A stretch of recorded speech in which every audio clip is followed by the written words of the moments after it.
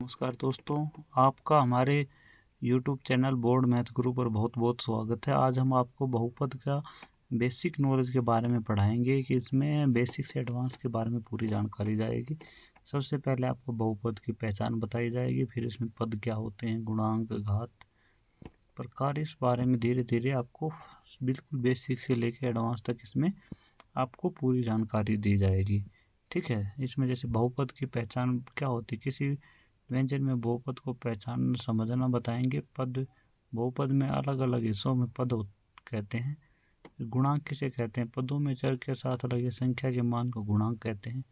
घात, चर की सबसे बड़ी घात को घात कहते हैं। प्रकार एक द्वि, बहुपदी, त्रिपदी, रैखिक, द्विघात, त्रिघात आदि होते हैं।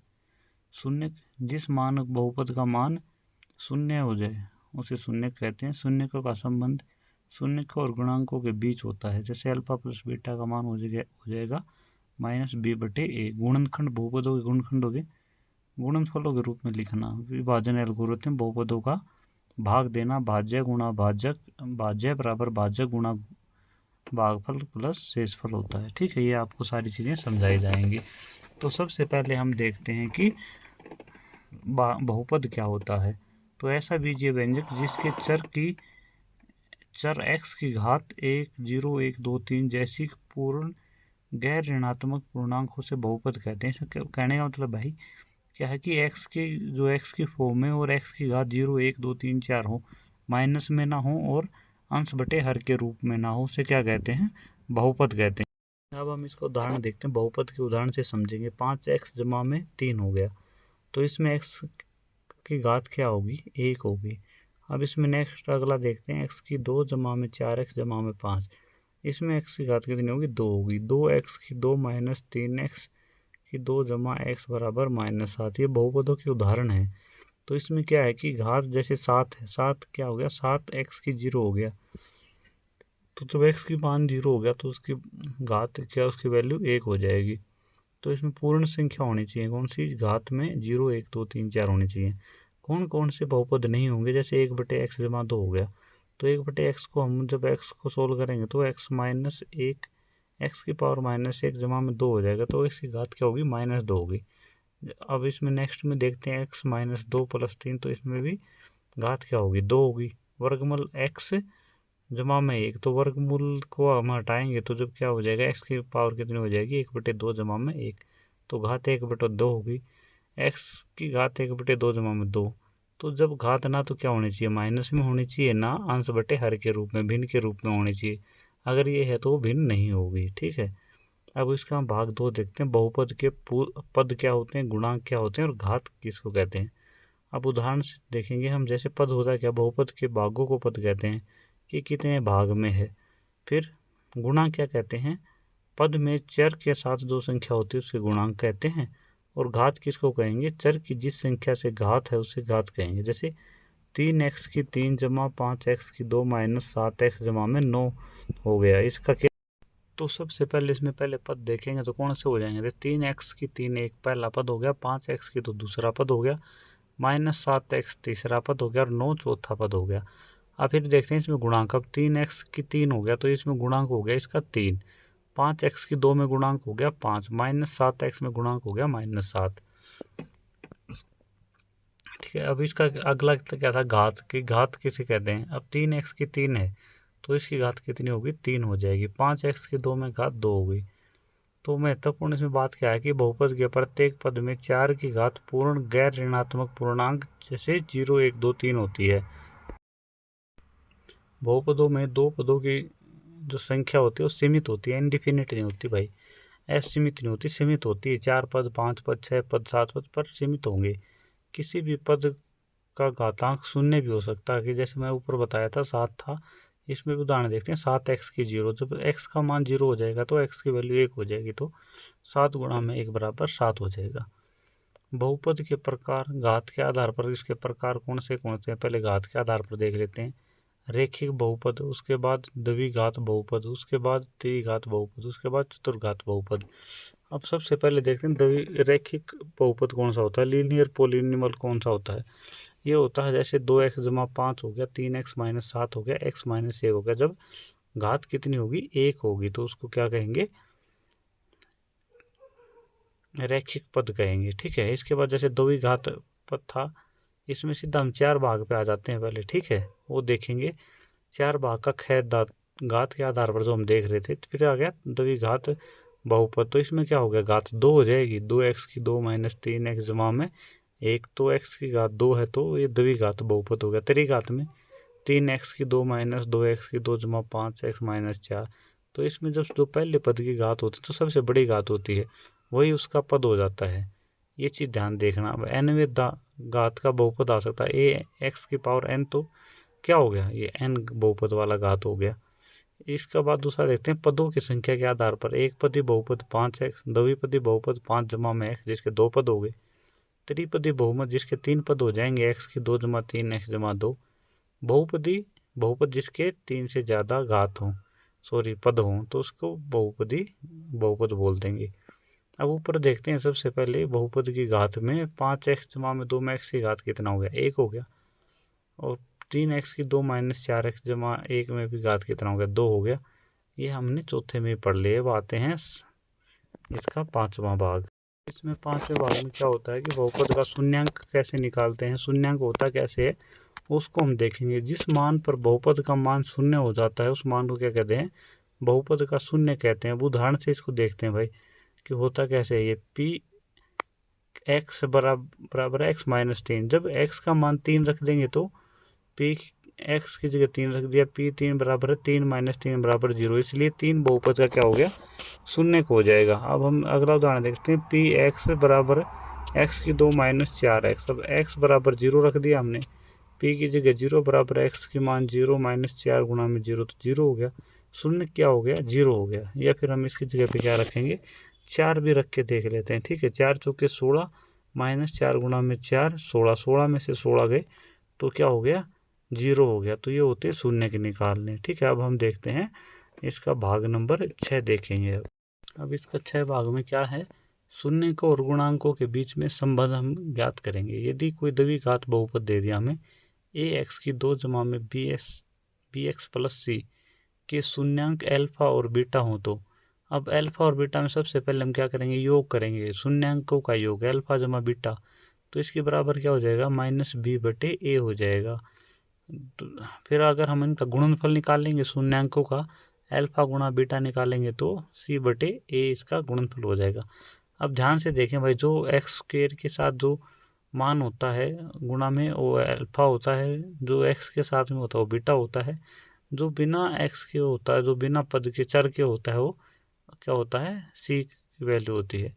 उदाहरण से हम देखेंगे 2x की 2 माइनस 5x जमा में 3 के शून्यांक अल्फा और बीटा है, तो अल्फा कितना हो, ए कितना हो गया 2, बी कितना हो गया -5, सी हो गया 3, तो इनका योग अल्फा प्लस बीटा कितना हो जाएगा, माइनस बी बटे 5 बराबर माइनस 5 बटे 2, माइनस माइनस क्या होगा, प्लस हो गया, तो इसका उत्तर आ गया 5 बटे 2। अब अल्फा गुणा बीटा निकालेंगे तो क्या हो जाएगा, बराबर है सी बटे ए, सी का मान 3 और ए का मान 2 है, तो सी बटे ए अल्फा बीटा का मान हो गया, इनका गुणनफल हो गया 3 बटे 2।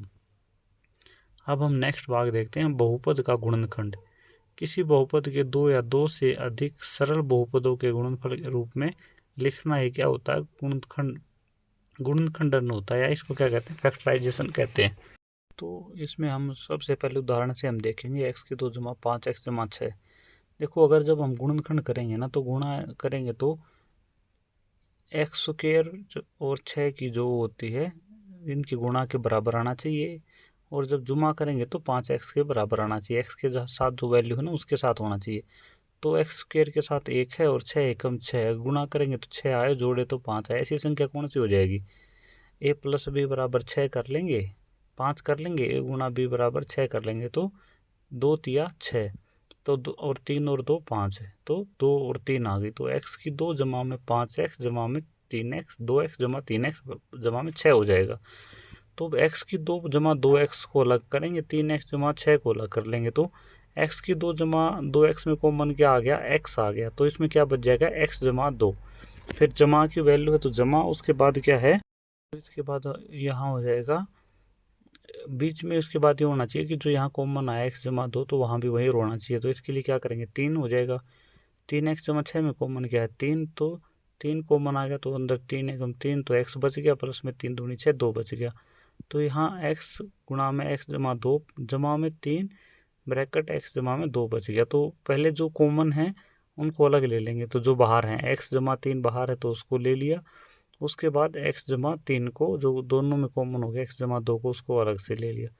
x जमा 2 और x जमा 3 जो इसके वो आ गया ना, ये इसके गुणनखंड हो गए हैं। ठीक है, अब हम एग्जाम्पल लेते हैं 2x की 2 जमा 7x जमा में 3।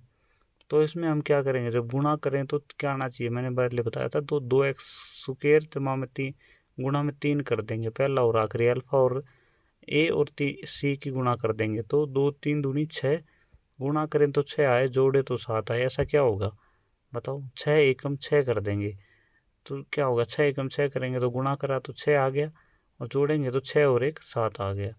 तो 2x की 2 जमा में x जमा 6x जमा में 3 इसकी वैल्यू आ जाएगी। तो इसके बाद हम 2x की 2 जमा x में क्या कॉमन आ गया, x आ गया, तो अंदर क्या बच जाएगा 2x जमा 1, और जमा में 6x जमा 3 में क्या कॉमन आ गया 3 आ गया, तो अंदर फिर बच गया 2x जमा 1।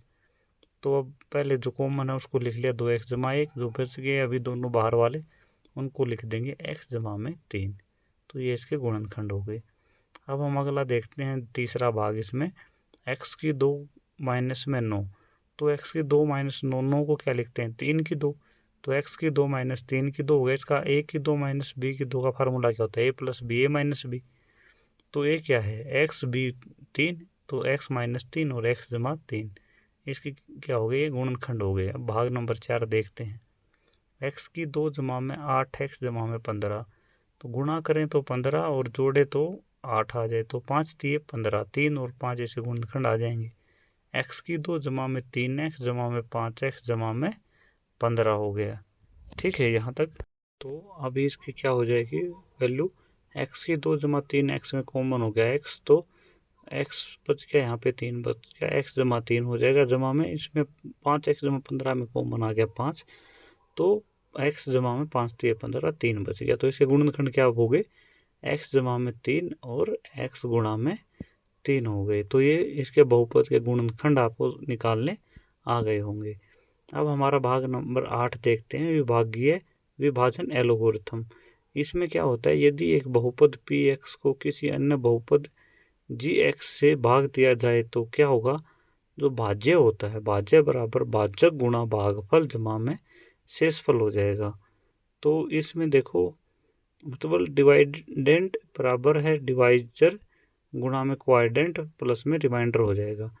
तो इसमें जो पी एक्स बराबर है जी एक्स गुणा क्यू एक्स जमा आर एक्स, पी एक्स क्या हो गया डिवाइडेंट, जी एक्स क्या हो गया डिवाइजर, क्यू एक्स हो गया क्वाड्रेंट और आर एक्स हो गया रिमाइंडर।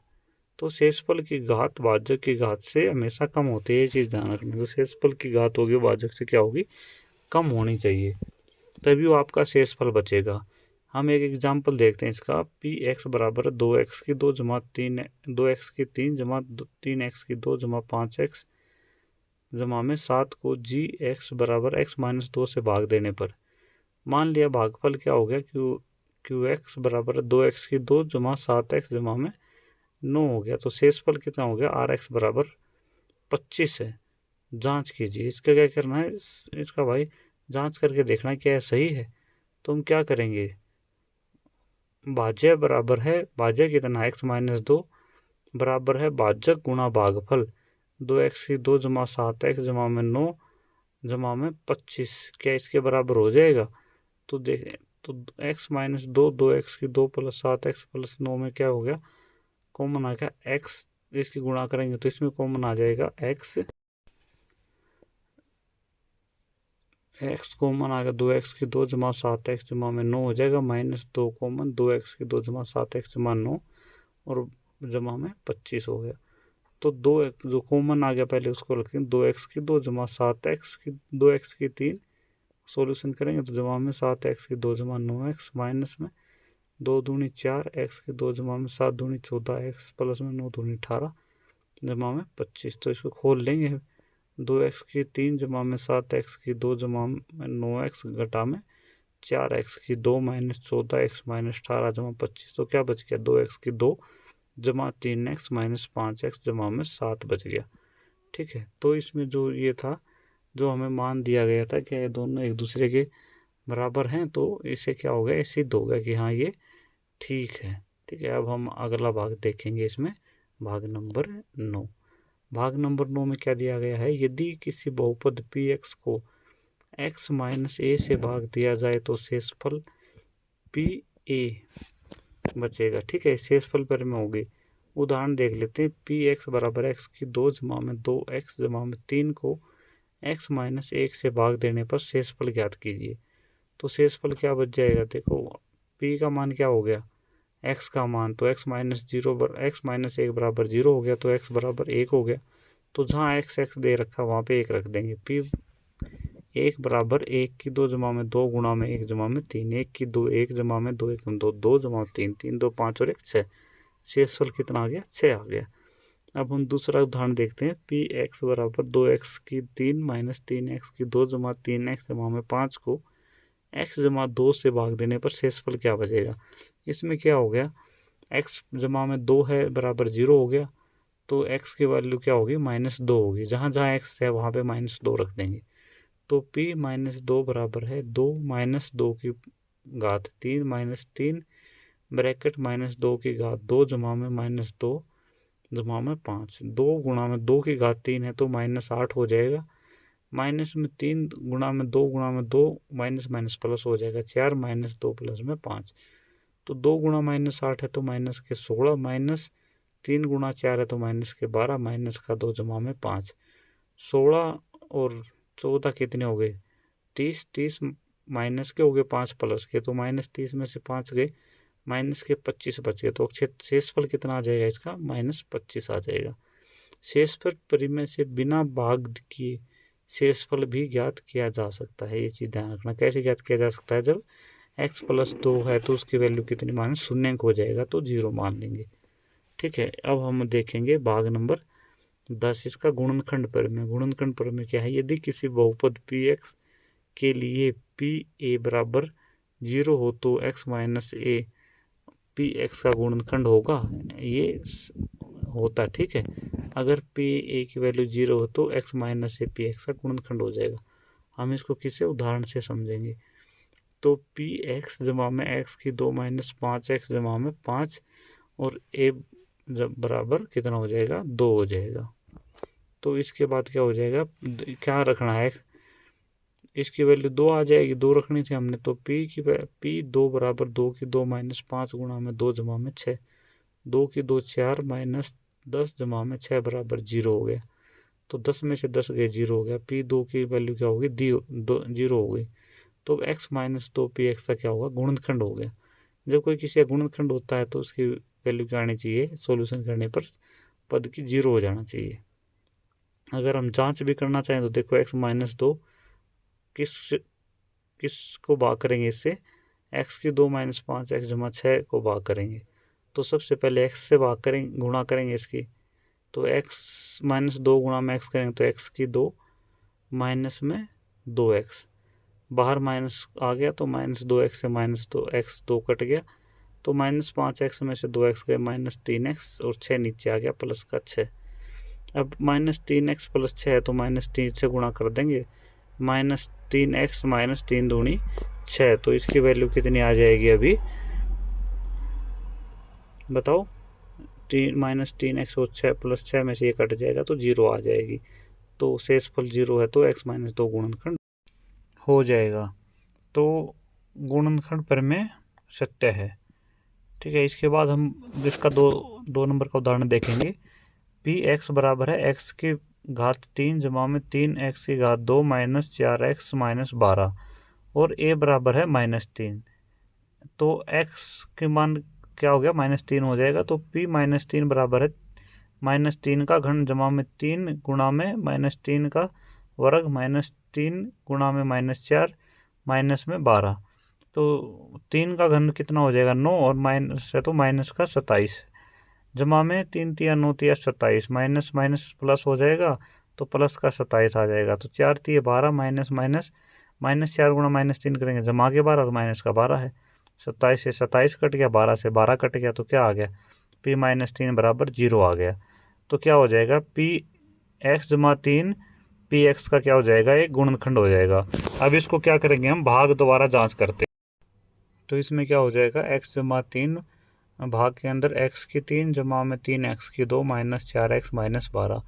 तो x को x की 2 से भाग करेंगे तो x की 3 आ जाएगा, x की 3 जमा में 3 x की 2 माइनस करेंगे तो माइनस x की 3 से x की 3 कट गया और x की 2 से x की 2 कट जाएगा। तो यहाँ पर क्या बच गया, क्या माइनस 4x माइनस 12 नीचे आ जाएगा। तो इसके बाद क्या करेंगे, -4 से भाग करेंगे तो -4x माइनस में और 4 दिए 12, तो इसे कट जाएगा तो क्या आ जाएगा, 0 आ जाएगा। ठीक है, यहाँ पर हमारे क्या है कि इसका जो बेसिक से एडवांस तक मैंने आपको पूरा ये समझ में आ गया, समझा दिया गया है और आशा है कि आपको ये पूरा समझ में आ गया होगा। एक बार आप जहाँ से समझ में नहीं आया दोबारा समझें, उसके बाद आप ना इसके खुद के नोट्स बनाएं, खुद लिखें इसको और उसके बाद एक बार फिर रिवाइज करें, तो आपका ये जो कॉन्सेप्ट है बिल्कुल क्लियर हो जाएगा। तो यहाँ पर हमारा ये चैप्टर समाप्त होता है इसका बेसिक, और अब हम नेक्स्ट वीडियो में इसका चैप्टर 10 का 2.1 और 2.2 करेंगे। तो हमने सीखा क्या है इस चैप्टर में, बहुपद के शून्य के निकालना सीखा, पॉलिनोमियल्स क्या होते हैं, बहुपद क्या होता है, शून्य क्या होते हैं, शून्य के निकालने की विधियां भी हमने बताई, उनको उदाहरण दे के भी आपको मैंने समझाया है। और इसके बाद इसके कुछ एक क्वेश्चन भी इसमें जो एग्जाम्पल के द्वारा मैंने करवाने की कोशिश की है। अगर आपको वीडियो अच्छी लगी हो तो इसको लाइक करें, कमेंट करके बताएं कि आपको कौन सा सबसे अच्छा पार्ट लगा, कौन सा सबसे मुश्किल पार्ट लगा, ये ज़रूर बताएं। और अपने दोस्तों के साथ ज़्यादा से ज़्यादा शेयर करें। अगर अभी तक आपने चैनल को सब्सक्राइब नहीं किया है तो चैनल को सब्सक्राइब कर लें और बेल आइकन का बटन ज़रूर दबाएं। तो अभी भाई आप अच्छे से अपनी तैयारी करें, और इसमें हमने आपका लिंक दिया गया है चैप्टर 1 का दोनों वीडियो का, ठीक है, उसको भी आप देख सकते हैं। धन्यवाद।